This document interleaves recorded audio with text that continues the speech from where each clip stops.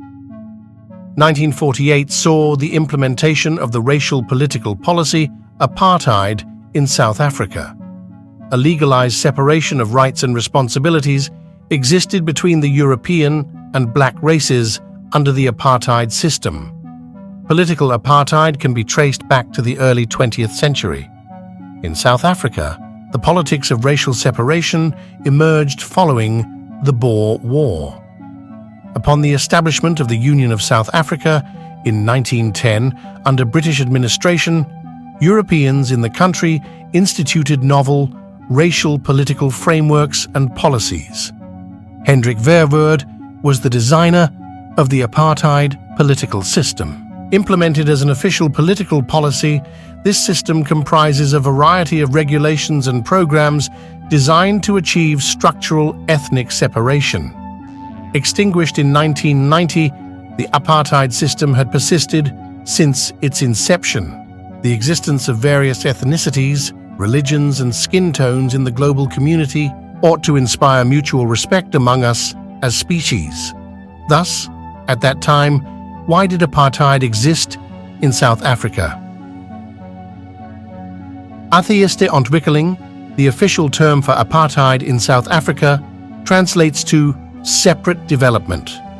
The historical context surrounding the inception of the apartheid issue is the incursion of European powers into African territory. First Europeans to arrive in South Africa were the Dutch under the leadership of Jan Anthony van Riebeeck.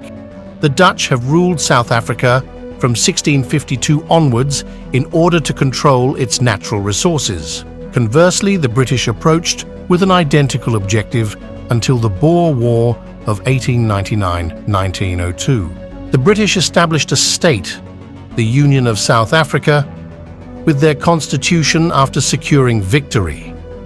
Under the leadership of Hendrik Verwoerd, the region became a republic after the British unified it.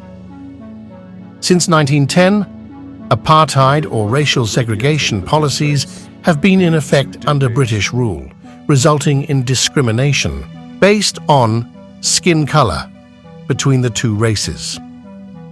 Therefore, apartheid politics is the politics of population segregation according to skin color, with whites enjoying privileges denied to those of other skin tones.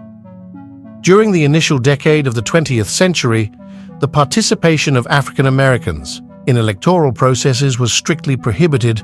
A further restriction applied to them and individuals of Indian descent regarding access to specific regions.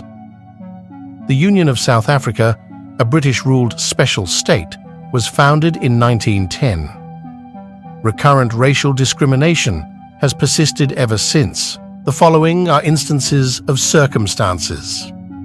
With the exception of blacks, the South Africa Act of 1910 granted whites political power and voting rights over all other racial groups and denied blacks the right to participate in Parliament.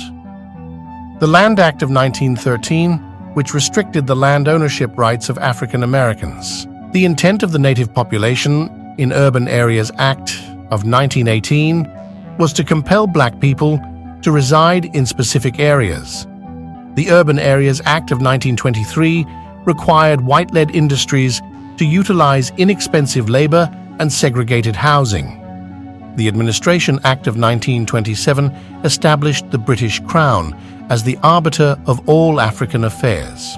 The Asiatic Property Ownership Bill of 1946 forbade the sale of property to South African Indian descendants and Indians themselves.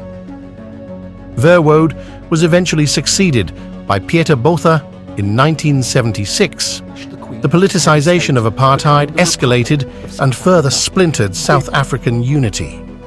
As an indication of racial discrimination perpetrated by Europeans, the black indigenous population was looked down upon. Despite their initial lack of comprehension, they progressively developed a shared awareness regarding this form of racial discrimination. In response to adversity, African Americans united to establish the African National Congress, ANC. ANC is a political organization founded in 1952 under the leadership of Nelson Mandela to defeat white politics.